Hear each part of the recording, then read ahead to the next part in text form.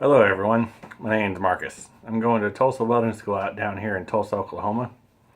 And the reason I'm making this video series, this YouTube channel, is to give everyone a little better understanding of what you're getting out of this school. I noticed that when it came to reviews, me personally, I like watching reviews like on YouTube and everything and actually seeing honest opinions. But I was having a hard time finding people actually did good reviews and good YouTube videos about it. So that's why I'm doing this series. Now, I actually started going to school October 3rd. So I'm already in phase 3, and there's 11 phases of just the professional welding program. That's not including the pipe fitting or the associate's degree part. That's just pipe. That's just to get all the regular welding stuff done. Now, I'm going to try and be doing upload every week to show you my week by week progress and everything. To actually show you basically what it's like here every week and what they teach you each week, and kind of give you an idea how fast you have to learn your welds and just kind of stuff like that. So, they're trying to help people out is really all I'm trying to do. Anyway, so I'm going to go ahead and talk to you about how it was just me getting started. I started applying for this school probably about maybe almost a year before I started to come here. I'm actually 25 years old when I started to come here. I turned 26 just in November. And so I'm kind of a late starter, but honestly, there's people are a lot older than me going to this school right now. And I thought I was coming in at an old age. But so I started and I got all the financial stuff done. That was kind of a pain, but they did help you through it.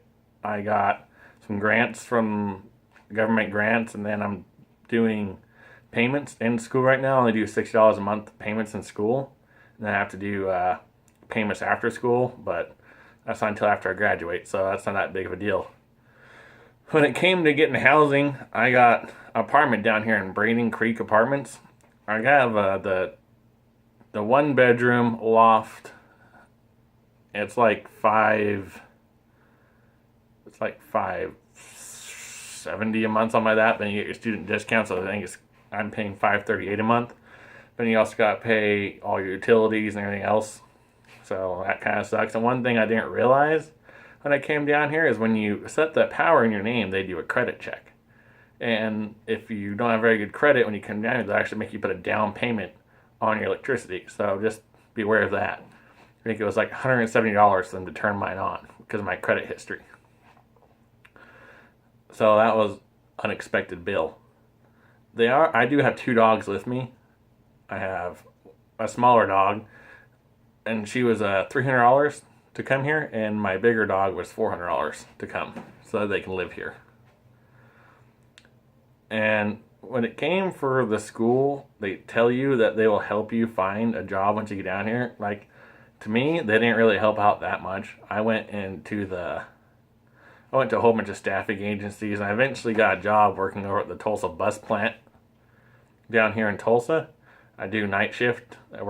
Second shift. I work from 3:30 to 2 o'clock in the morning. Then I go from school from 7:30 to noon. So I don't get much sleep during the week. I only got to work 4 days a week, which is nice. But I just got to survive 4 days. And my first day, you get here, you're supposed to get here like 4 days early.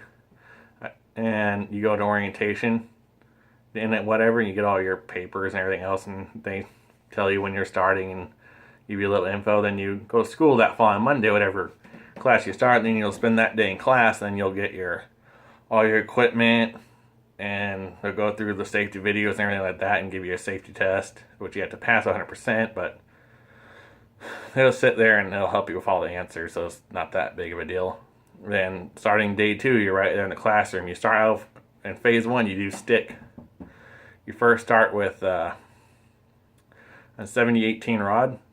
You first start flat.